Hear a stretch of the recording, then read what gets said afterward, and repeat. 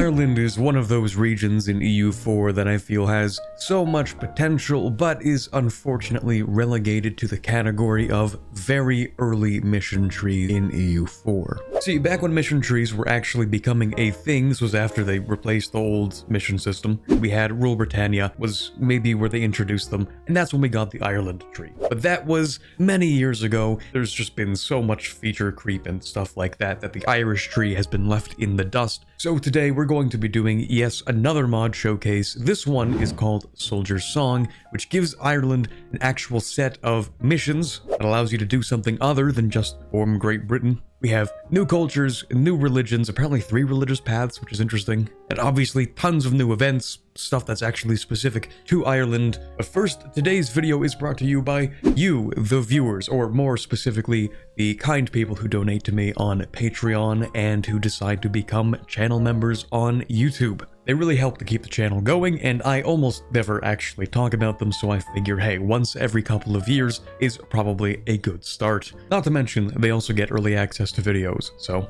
that's neat. But anyway, we have a new tag here in Ireland. Not a new tag necessarily, but one that you don't often play because it starts as a subject to England, and that is Meath. We do have a little bit of background here. First, I'll read this, and then we'll talk a little bit about the history of Ireland up to this point. Since our recent declaration of independence from the English crown and the establishment of the Republic, we have faced bitter resistance from settlers of English men and women who chafe under Irish rule. They linger like thorns to flesh, a living reminder of the English shadow still looming across the Irish Sea. We know Dublin will return one day, clinging to their deluded claim of ownership, but until then we must quell the unrest festering in Englishtown, a colony of English commoners lured here by promises of lighter taxes and lax governance from their former Meathian overlords. That sets the stage for our capital province in Dublin, which gets 20 minimum local autonomy, although of course remember we don't get autonomy, it is the capital, and then it also gets plus 15 local unrest. We can remove this modifier through a mission or by returning to English rule, and after the 100 Years' War and War of the Roses,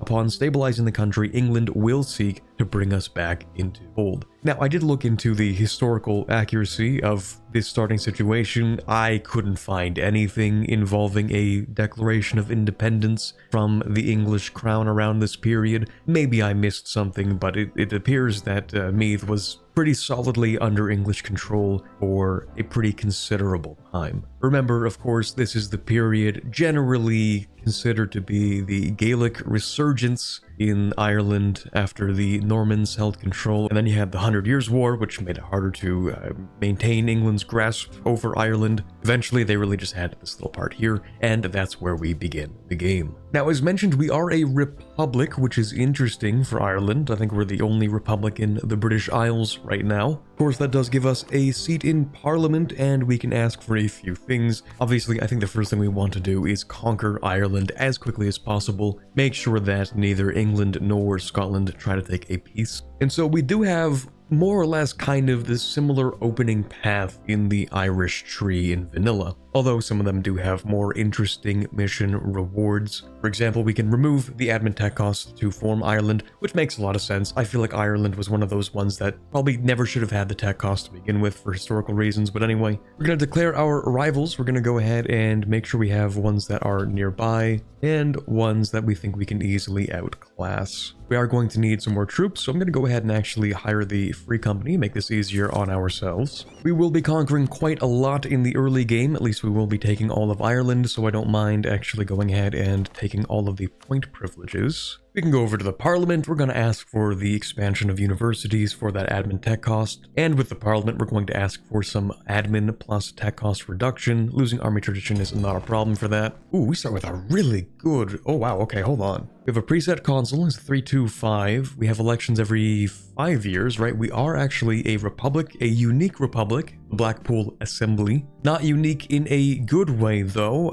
We do get morale of armies, but culture conversion cost is 33% more expensive and minus 2.5% admin efficiency. Kind of brutal at the start of the game, eh? Anyway, let's see if we can be friends with Scotland, but reserve that one diplomat to declare war, and then we'll see what we can get done here. We have the Emerald Gambit. If the consul seeks to unite the clans of Ireland, he must walk an ambitious path, of course. I don't think this mod is as flavor text heavy heavy as some of the other recent mods we've taken a look at. That's okay, we do like some interesting game mechanics. So we have the Emerald Gambit, we get permaclaims on all of Ireland, a general with 40 tradition, and an event. With the oppressive rule of the English trailing dangerously behind us, our admittedly feeble clan must feed our young warriors with ambition and hope if we are to adapt and survive as an independent state within the Western Isles of Europe. Our great consul has had a dream of a united Ireland once more. The future of a prosperous and formidable state for the Irish people awaits us, but only if we are willing to act now. For the next 10 years, we get manpower recovery speed, -1% yearly army tradition decay, and -0.025 monthly autonomy change. It is the 12th of December, so we're going to declare our first war against Leinster, then we'll move up into Tyrone. Of course, I have absolutely no idea how to pronounce anything in Irish Gaelic, so you are not going to be getting the best pronunciations out of me. But that's the first battle one. We're going to swing up north, see if we can grab these guys. Very nice. Like in this consul, he's really good. Big fan. Might have to re-elect that guy a few times. You know, if he doesn't die or anything. Oh.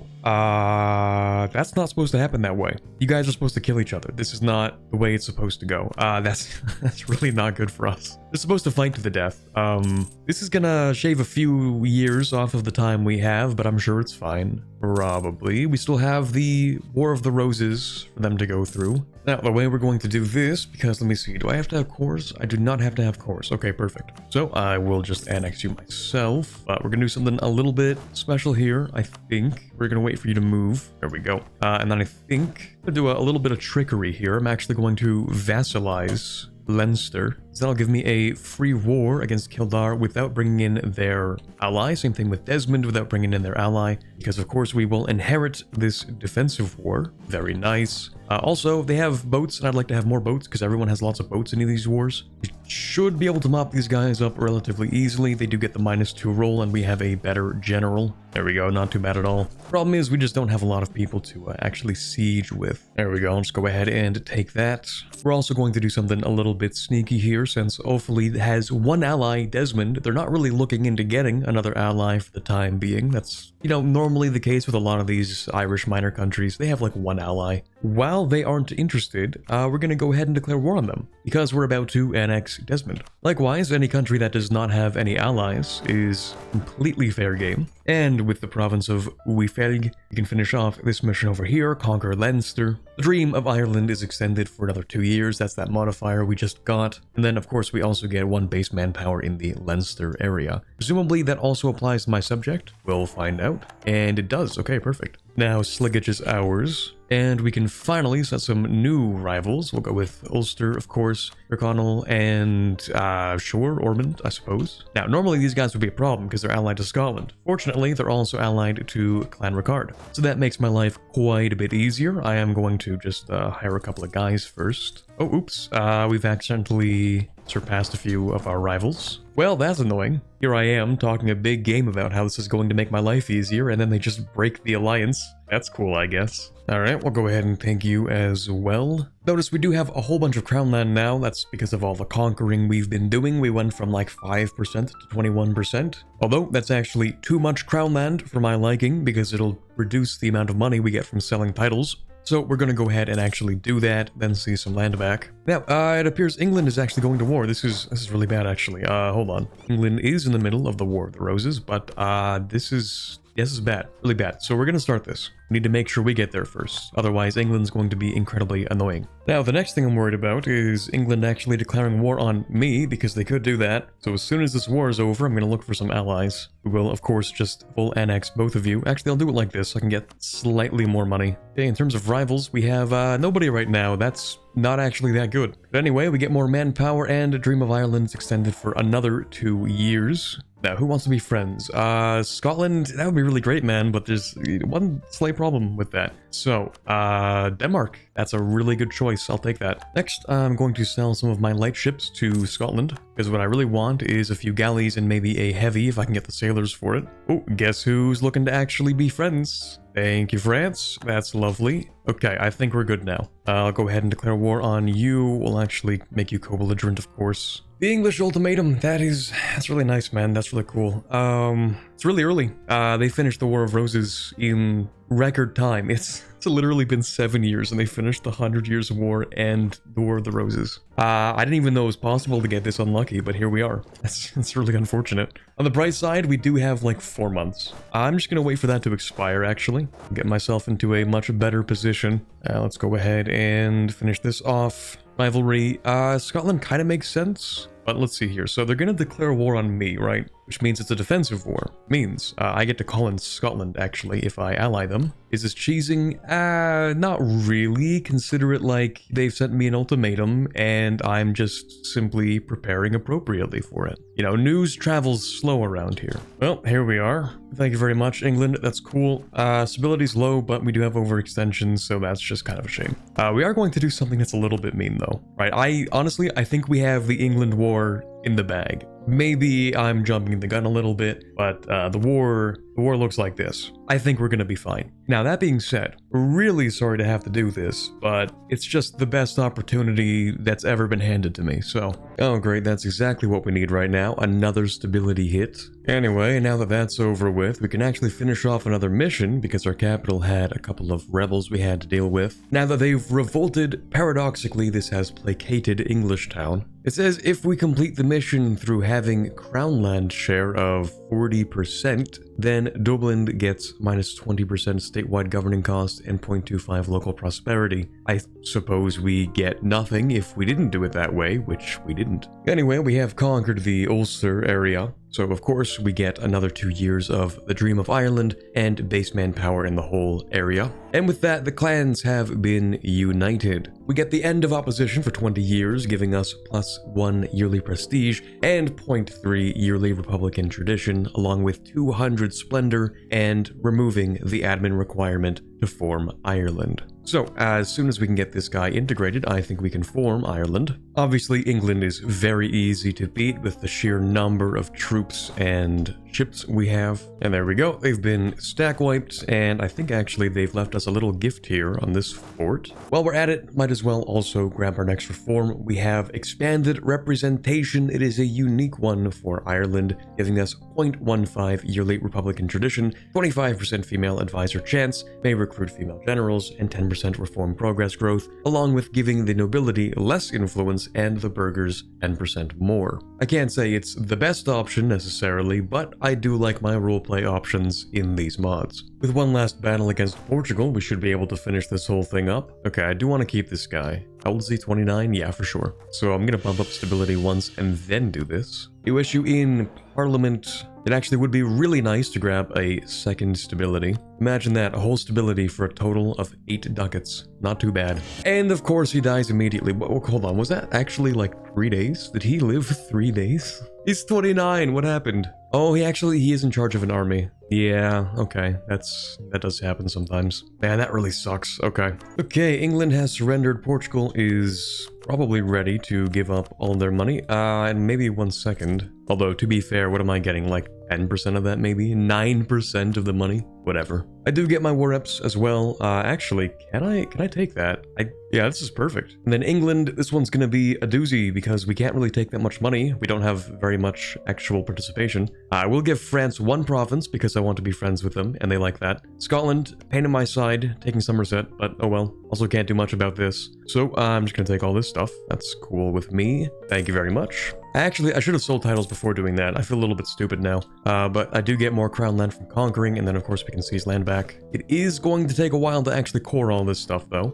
Speaking of coring, or I guess integrating land, we do have to start annexing this guy. And in terms of rivals, I guess we could go with Scotland, although they're friends with France. So first, I'm going to try and get enough favors to break that alliance between those two. I have finished this off, the tale of Saint Brendan. One of the 12 apostles of Ireland, was an early Irish monastic saint renowned for his legendary transatlantic voyage. Is this true? Never heard of that. His most famous tale recounts how he and several other monks sailed westward in search of the mythical Isle of the Blessed. Their extraordinary journey brought encounters with wondrous lands, strange creatures, and marvelous peoples, a vivid tapestry of adventure that has captivated imaginations for centuries. If we have any Irish myth scholars watching, they can let me know if this is true, but anyway, we get 274 sailors and 3 marines, as well as an event chain for westward expedition. Yeah, Scotland is not exactly very happy with us. You know, we only took a little bit of land. I can't imagine why they would be upset. Well, that's a shame. At the very least, it's not a huge problem because we still have France and we can ask France to break their alliance with Scotland. So, not a huge deal. That's a nice event. 40 ducats for 300 points. That is a bargain.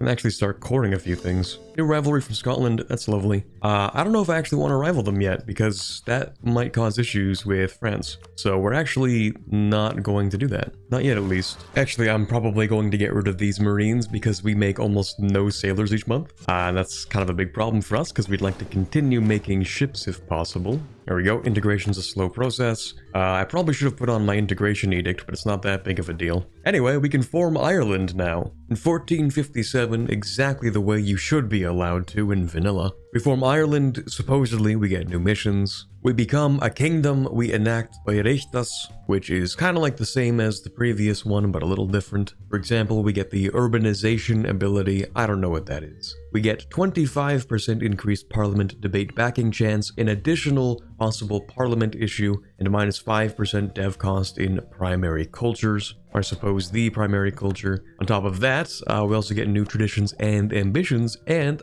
a nice new flag. Let's see if we get any new ideas for Ireland. I actually don't think we do. Yeah, this all looks pretty normal. What about those new missions though? Anything new? I don't think so. Looks pretty much the same, which makes sense. We kind of just see the entire tree from the beginning. Went ahead and removed all the devastation for us to finish this mission here. So we do get 20 years of 0.25 yearly army tradition, 75 diplo power, and permaclaims on Wales and the Lowlands. Our leader is also now an inspiring leader, although of course he is also 60, so we'll see how long he lasts. We have also conquered Wales. That'll give us a permanent claim on all of Britain. We get the question of Wales, which allows us to either cede Wales to a new subject, a new Auntastat, sorry for that pronunciation, or we could get 100 admin power, 10 army tradition. Now, I did go ahead and actually core all this stuff, but I'm pretty sure there's something special we can do later on. In fact, I think we can do it right now. If I hire this theologian here, we get Whispers of Faith. As the fires of religious schism spread across Europe, matters of faith now shake the very foundations of kingdoms.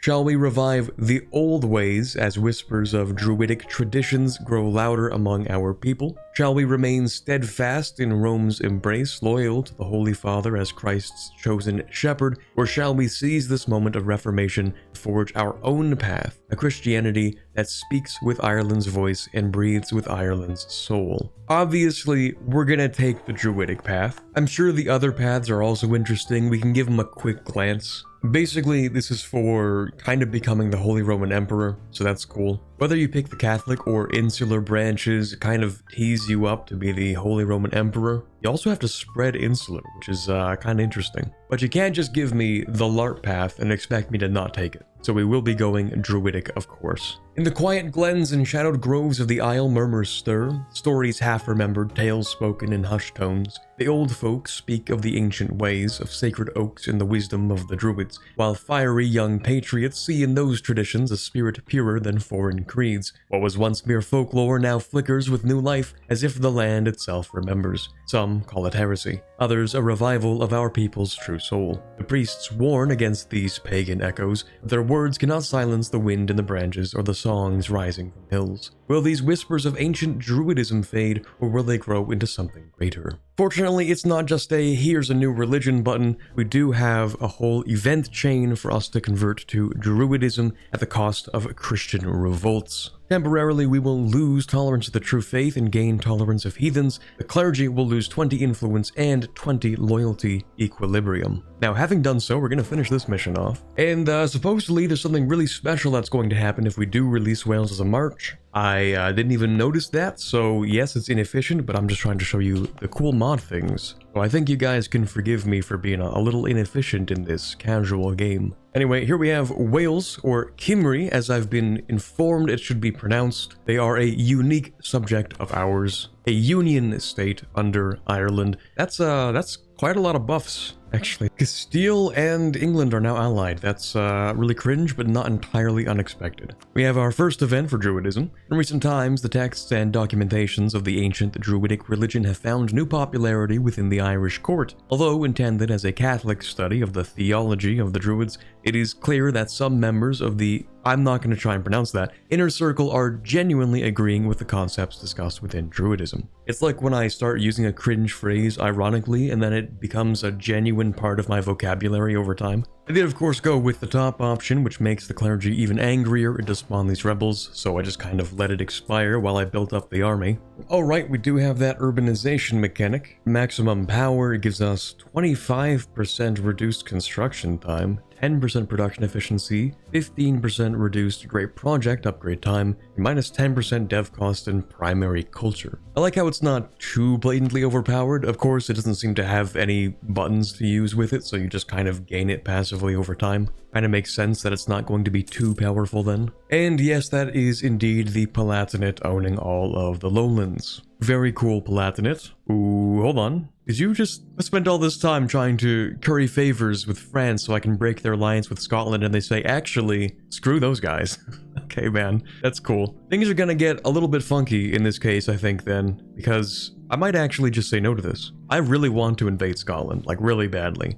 We don't have a truce anymore either, so as much as France is going to be upset, I just have a few too many self-interests to care. Yeah, my Diplo rep is horrible right now. That's okay. We don't need Diplo rep, we need territory. Speaking of Diplo rep though, that is a half-cost guy, I will take that. Ooh, and his stability. Well, of course. Really quick war with Scotland, not really much to say about it. Although I will say we have built our 5 heavies, which I'm very proud of. A few more and we should be able to dominate all of the British Isles. In fact, let me go ahead and actually, I will build 5 more. Right, more Druidic events. I kind of keep forgetting that I'm in the middle of trying to convert as well. So we have this guy standing up on a podium, basically preaching about, he had like a vision and stuff, how Catholicism is wrong, and the Druids are actually right, something about that. Now normally, of course, this guy would probably just be burned at the stake, but we have a little bit of a different environment going on in Ireland right now. So we have 3 options. He can either be executed, which I think would be a bad idea. He can be allowed to continue his speeches on the streets, and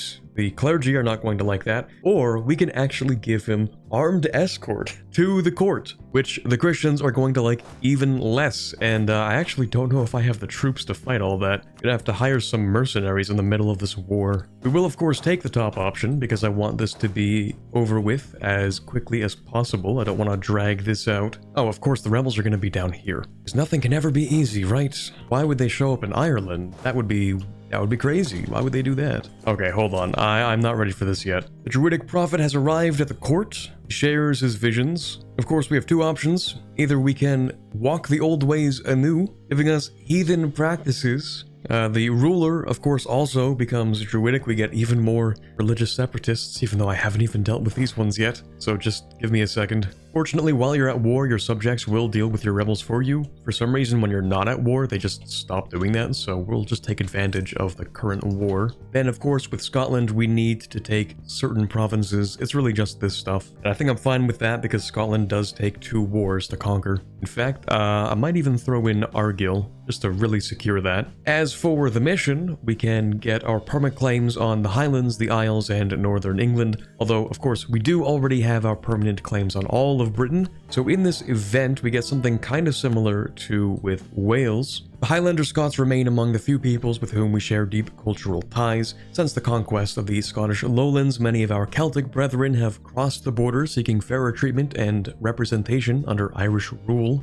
We have the opportunity for another cultural union governed by the Celtic Scots in Ireland's name. So if we choose to administer it directly, we get 100 admin and 10 army tradition, or we can cede the lowlands to Gaeldom. They'll get cores in the whole area, and of course they become our subject. Now, of course, Guildham is mostly representing like the Highland culture, whereas like Scots culture is kind of different from that. So I suppose over here we have like minority rule, because yeah, they have Highlander as their main culture, but there's no Highlander actually in the country. Until, of course, I actually decide to give you this. Now, I actually will keep this guy because he's young enough. He'll probably get at least a good number of points. I'd love to get cheaper advisors, that would be quite nice. And we have our next reform. Let's reduce that election length so we can stack up our rulers faster. The clergy are not having a great time, but I don't really care too much. I'm gonna sell some more titles and take more land back. We have more Druidic events. This time, the aristocracy take interest in Druidism. Either way, you do get rebels, and of course we're trying to go Druidic. And,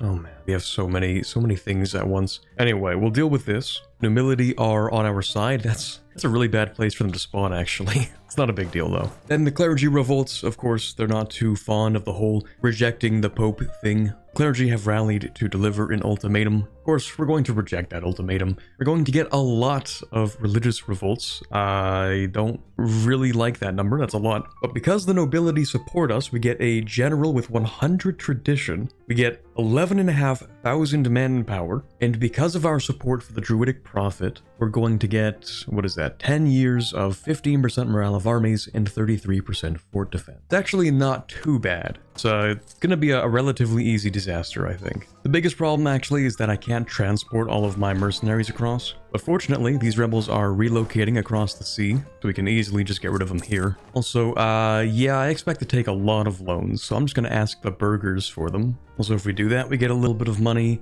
And also, we do have more missions I keep forgetting to do. We go down here and decide to throw a little bit of development in here, and we can finish this off. It's a big old copper deposit in Borgate. I guess it's supposed to kind of be like the Dallas Gogan copper mine. Specifically because we get a decision to upgrade it. It is its own great project. And of course, we get 2 base production. Turns out it's actually cheap to upgrade it, but we're a little strapped for cash at the moment, so I don't think I'm going to. Here we have the aftermath of the clergy rebellion. Months of bloody fighting have passed, and at long last, the final member of the clergy have submitted to the military might of the Taoiseach. Of all the groups who had to endure the war, the Irish peasantry has suffered the most. Disillusioned by the ways of the Catholic and terrified by the clergy's apparent lust for power and control, many of the once pious men have turned their back on the Catholic dogmas. The court shares a similar attitude. Exhausted and embittered, their once secretive interests in Druidism have turned into a lively demand to abandon the Christian community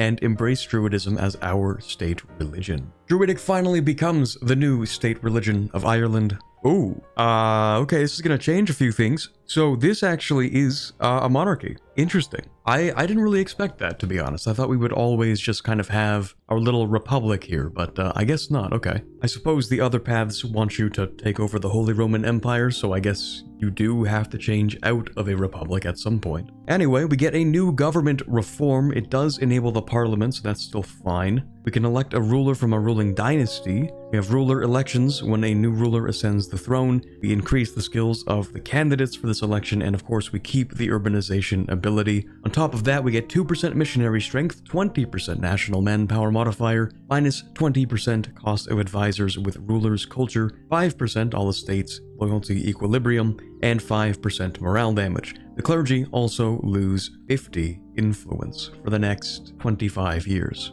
Okay, we are Druidic. This is going to be interesting because, of course, we don't actually get the usual 10% missionary strength that you get when you convert to a different religion. Or at least a lot of the time you get that 10% to help you get yourself off the ground, but not in this case. We do have some deities here. We'll go with tech cost reduction, I suppose. And do we get anything cool for the clergy? I don't think so. I think it's pretty much just normal clergy stuff. Okay, I'll go ahead and take Enforce Unity of Faith, of course. Expansionist Zealotry, naturally really good with this. And we're going to have to start converting, of course. We could actually pick up Expanded Representation again, but this time we don't actually have Republican tradition, so it's not as powerful. I think instead we're going to curtail the noble privileges. Of course, since it's early into the game, I like to take Expanded Royal Court to stack up more reform progress. As for the debate, it would be nice to pick up another stability. Of course, we do have to grant 1 seat for that,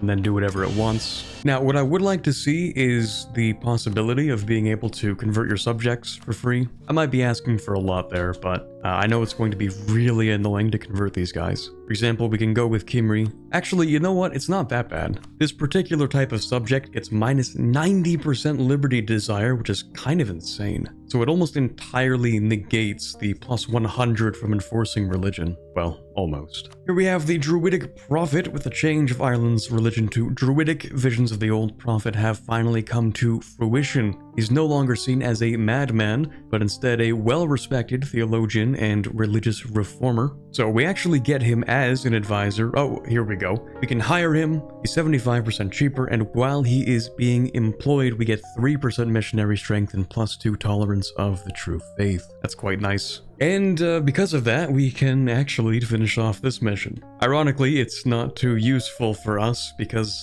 of course, we have no heretic religions. Probably a lot more useful if you go either Catholic or insular. But either way, we get 15 years of 50% innovativeness gain and an additional innovativeness. We can also pick up that first idea group, and I'm thinking it makes sense for us to do a little colonial game as Ireland. So we'll pick up exploration. Oh boy, I sure do love having to fight the 3 largest naval powers in Europe at the same time. That's really great. I like how England is allied with both Castile and Portugal this time. That's cool. Anyway, still gonna fight them though. If we can crush the English army fast enough, then we have no problem on the island. That was actually really easy. I'm actually surprised I didn't just stack wipe them right there. Oh, what do you know? We actually can just convert our subjects. That's crazy. What do you know? England's trying to hide here. That's great. I'm just gonna barrage that though. There we go. We'll get a nice little stack wipe off on the English. Oh, right, of course. We did mention arranging expeditions to the west. I kind of just went ahead and did all this stuff myself, but cool. Thank you for the early Carrick. Another heavy. England's very chill about having their whole country occupied, and that's because Denmark is having a really bad time. Now, I could decide to help Denmark, but I don't really care that much. Instead, I'm going to see if I can snipe Portugal, get them out of this war as quickly as possible. Seems like someone's having a similar idea. Yeah, never mind. Portugal's really not having it, and I'm pretty sure they're halfway across at this point. I should probably move the troops back. It might not be the end of the world though, because we have a little interesting thing in the mission tree that I'm going to test out, and I don't know if it's going to work, but we'll find out, I guess. So if we just take these 2 provinces and a little bit of money, and then in theory we press this button, and because we finished the last mission by creating a Welsh march, English rule on the Isle will be dismantled and absorbed by Irish hegemony. Their lands outside of Britain, aside from Calais, will break free. So I guess we'll find out what that means. Yeah, that's exactly what it does. Okay, that's cool, I guess. We do lose a couple of our cores, which is kind of a shame. But obviously that's not a huge deal, because we get so much more than that. Unfortunately, Sasana is actually the England tag, which means they get all of our aggressive expansion. We declared a war, we were at war, that kind of thing. So that's not great. They don't like me very much. But hey, free England, I really can't complain about that. Although it is a little bit broken, maybe, like just a tad bit overpowered, perhaps. I suppose that means we're going to have to start integrating some subjects at this point. So let's decrease Henry's liberty desire, and we'll start doing that. We have another Druidic event. Word spreads among the scattered children of the Druids, Breton mystics, Pictish seers, even the last Gaulish hedge priests, that in our lands they may find refuge. We open our arms to these spiritual kin, making Ada a beacon of peace and prosperity for all who adhere to the reverence of nature. Another free stability, that's nice. And 36 years of tolerance of the true faith, monthly splendor, and monthly heir claim increase. Kind of a shame that these subjects don't actually count as subjects. I mean, it's nice that, of course, they don't take up any diplomatic relations, but I would like strong duchies just for the liberty desire decrease. That would be quite nice. Oddly enough, I actually do have to insult Norway to finish this mission. The idea is that we're supposed to purchase maps of Greenland so we can further explore to the west. I'm kind of already exploring to the west at this point, so I'm just gonna go ahead and get my claims on the North Atlantic Isles. And of course, we can finish establishing the Survey Corps. The Western land is indeed real. We find folk not unlike ourselves alongside wondrous fauna and flora unseen in the Old World. By establishing the Survey Corps, we can venture deep into the New World, charting its geography and documenting its exotic wildlife. To do so, we will utilize pemmican, a durable sustenance introduced to us by the native people. We get a conquistador with 80 tradition. Our rulers will be more likely to get the expansionist trait as long as we have exploration or expansion ideas, and our current ruler will gain 1 diplo. Just before we start this last war with Scotland, we'll sell titles and seize some land back. Now, they are allied to Denmark, but we can maybe easily fix that. I ask them to break their alliance with Scotland, they will say yes, and our truce should be up in November. Okay, I thought it said February, but alright. We can't really colonize for a little bit yet, so we'll just pick up Justified Wars, because I do have my eye on Normandy, even though France won't like that very much. Truce with Scotland is up. Let's go ahead and take everything they have. Actually, I might even reconquest that stuff. Very lucky for me, actually, that they went ahead and purchased both Shetland and Orkney from Norway. Mostly because Orkney is part of Britain, and I do need to own literally all of Britain. There we go, that's everything. Although, of course, these 3 provinces do need to be occupied by my subject. There we go. Now, with that done, we've reined in the Highlands, and we completed the last mission by releasing a Gaelic march, so we will cede the Isles to Albane. Although that doesn't seem like much of a reward. I'm hoping we do still get the Highland and Isle area bonuses, even if they do mostly apply to my subject. But anyway, we now rule Britannia. So for 50 years, we get 20% morale of navies, 10% heavy ship combat ability, 25% reduced shipbuilding time, plus 1 yearly prestige, minus 25% ship costs, and plus 1 yearly legitimacy. We also become an empire, and provinces in the Britain region that have our religion will slowly convert into their respective Celtic cultures. Of course, my rivals are going to support the independence of my subjects, and that's going to be a lot of fun. Thank you very much, guys. It's not a really big deal. I think I can just annex them one by one. Anyway, we do have our Tier 4 State and Religion Reform. We have a unique one, Reverence of Nature, giving us 5% goods produced and minus 0.5 monthly devastation. Now that Kimry is integrated, we do have a massive malice to our Diplo rep. Of course, since they don't count as real subjects, you can't turn on the policy for them.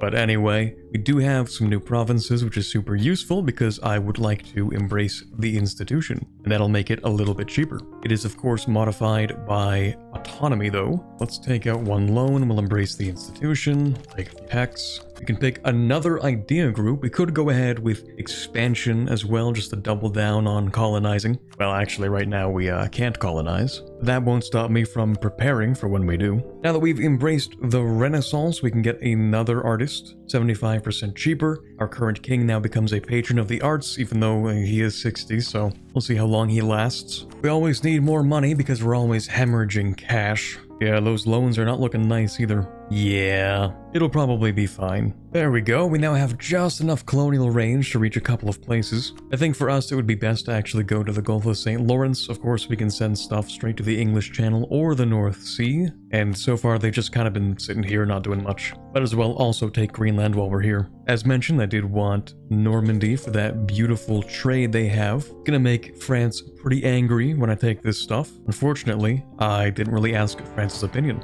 Ooh, okay. Almost glossed over this, actually. If I decide to pay a whole bunch of money and 10 loyalty for the nobility, then I get innovativeness and, for the rest of the game, cheaper stability and cheaper state maintenance. That's not a bad idea. I'm gonna steal some money from Brunswick to make up for that. We've also integrated Cornwall, very nice. And of course, I'll be taking Normandy. That actually makes us a great power, very nice. Yeah, and France has rivaled me. That's actually pretty predictable. That makes a lot of sense. That's fair. So, who can I ally instead? Savoy, maybe? Actually, now that I think about it, I would love to go to war with France. I don't think I get any claims for anything outside of Britain. Well, that's not true. I'm pretty sure I get claims for stuff in Asia, maybe. I definitely don't get claims on France, though. This is going to be interesting. Also, I decided to develop the capital all the way to 35 development. One, because I want to improve my relative army and economic power to my subjects, but two, also because a mission demands it. And because we have that theologian only for so long, I wanted to do that right now. Going to give us an additional innovativeness, going to distribute 10 Diplo development, and the enforced interfaith dialogue privilege will no longer give a loyalty malice to the clergy. And that's pretty useful because, of course, we're going to be doing a whole lot of converting. Oh, except I forgot, you can't combine that with enforced unity of faith. Right. Well, at some point I figure I'll probably get religious ideas and then that'll fix it. I would like to be able to integrate my subjects, so I think we're going to go ahead and take this, restore public reputation. Just 1 prestige to make that happen. Okay, let's not actually wait for that. We want to call in Austria and also Denmark. So Denmark, we're going to use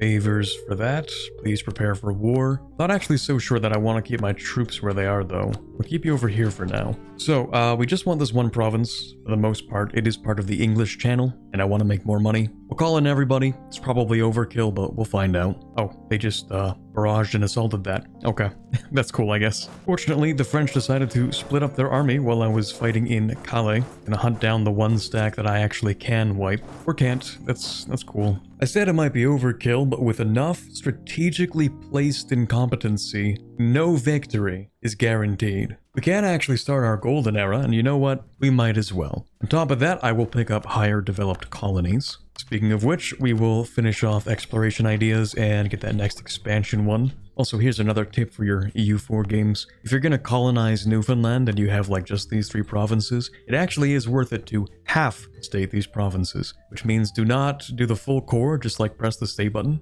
Just do this, let it sit there, because it'll reduce to 50 autonomy, and you can actually get some decent money because these provinces have the Grand Bank fisheries. And then of course they'll just transfer to a colonial nation as soon as you have 5 provinces. Now, France did just take Paris back, but I'll give you another little freebie here. See, there are only 100 people here. So we're gonna move our troops onto Paris, and I can guarantee you, in 2 siege ticks, Paris will be ours again. That's siege tick number 1, and this is siege tick number 2, minus 21%, we take it anyway. That's because the garrison is set to 100 when you siege something, and if the garrison is less than 100 people, you instantly siege the fort. So 1 tick passes by, 2 people die, now there are less than 100 people in the garrison, and you get the fort back on the next tick. In terms of the peace deal, I don't think it's a good idea to take any more than this. It's already going to cause a coalition, but I do get my center of trade, I get 2 provinces to pop more subjects out of, and I get this 1 fort as well as some war reps and clearing at least some of my debt. Now I can pay off those 1% we took a long time ago. Of course, I'll take them back out. Then we can sell titles, take some land back. Now, it might not make a lot of sense, but I think it actually is worth it to release those 2 subjects. So we have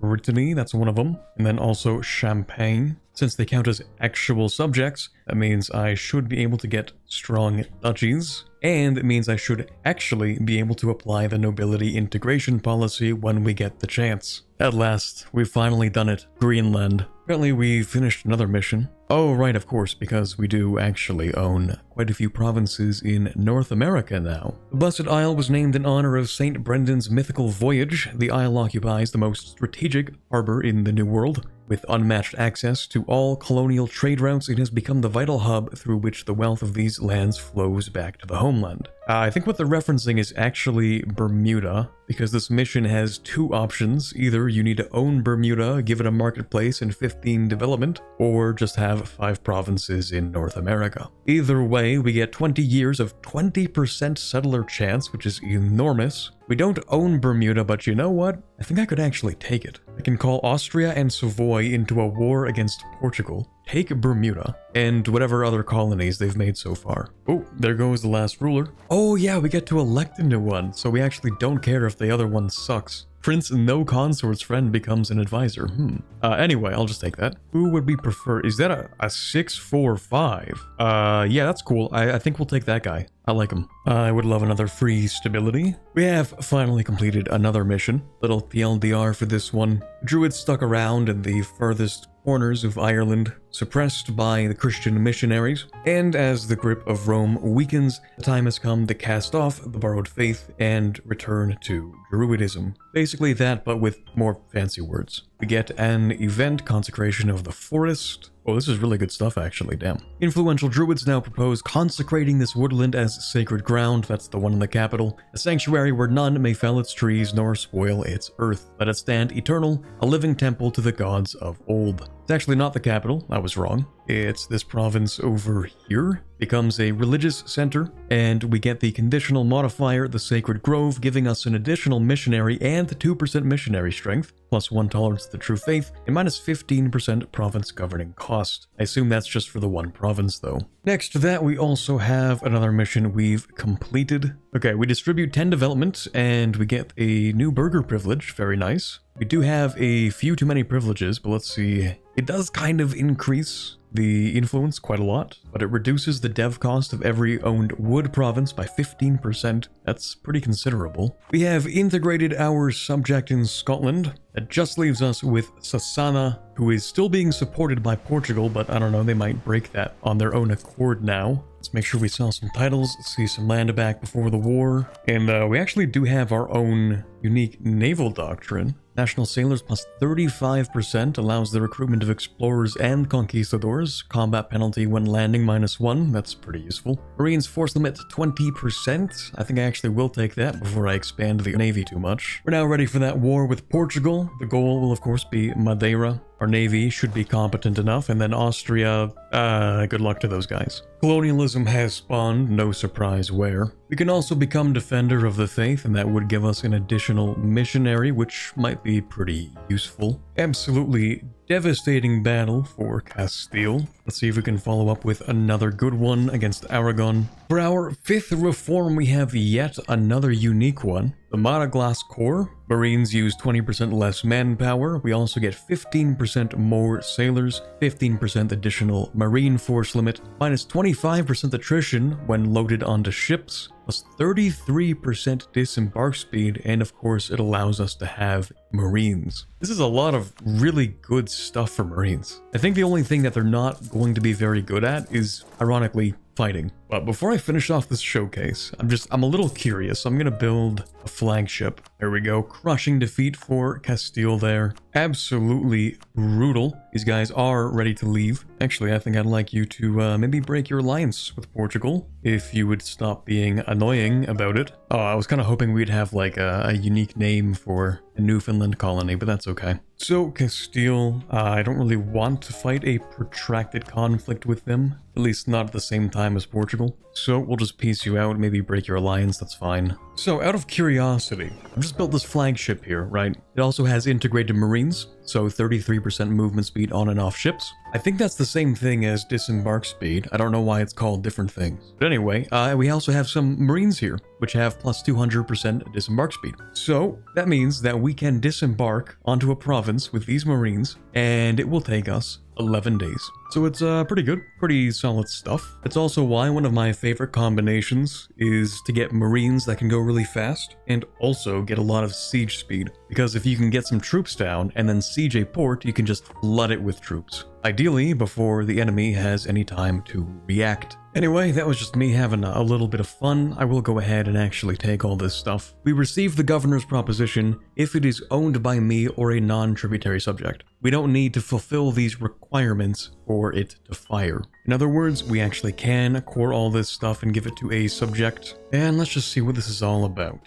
So we get those 2 things we mentioned and the event. I'm not sure when we get the event. At some point, I'm sure. Well, anyway, we have also finished this mission off. Since we now have 5 provinces in the Caribbean, we get 15 years of 25% global tariffs and 25% native assimilation. We also unlock the Gold Act and Sugar Act issues in the Parliament. Here we get the question of our colonial policy. Until the end of the Age of Reformation, we get plus 2 tolerance of heathens, minus 50% native uprising chance, and plus 25% 100% native assimilation. As you can see, our colonists are kind of turbocharged. In total, we get almost 300 people per year in the colonies, giving us a time of, I don't know, 3 years and change for each colony. And we could keep going with this, but I think I've shown you a pretty solid amount of the starting campaign, and I don't want to spoil the entire game for you. There are plenty of missions that I did not cover, a lot of things for you to explore, so go ahead and check out the mod yourself. It will be in the description. Now, if you did enjoy today's video, leaving a like would be super appreciated. And if you didn't, leaving a dislike is fine as well. If you're new around here and you'd like to watch more EU4 content, or EU5 since that is coming up pretty soon, then be sure to subscribe and of course turn on the notification bell to make sure you don't miss the next video. For now, this is Corbett signing off, and as always, have a fantastic day. As always, a big thank you to the patrons for this month. All these people get early access to videos, so I'd like to give a special thank you to those who decide to donate more. So thank you, Erica, Baby Cal, Born to Dunk, Gallo4, Le Quebecer, Mikhail Sample, Nick Steffel, Princess Rhea, Cubrute, Spyro, Tillman Augustin, AG Forero, Ben Mottram, Quiet Guy, Rosset, Torvald, Ambient Cyan, Elysia Tuts, James Levy, Luke78776, Stalin DLRP, and Robert.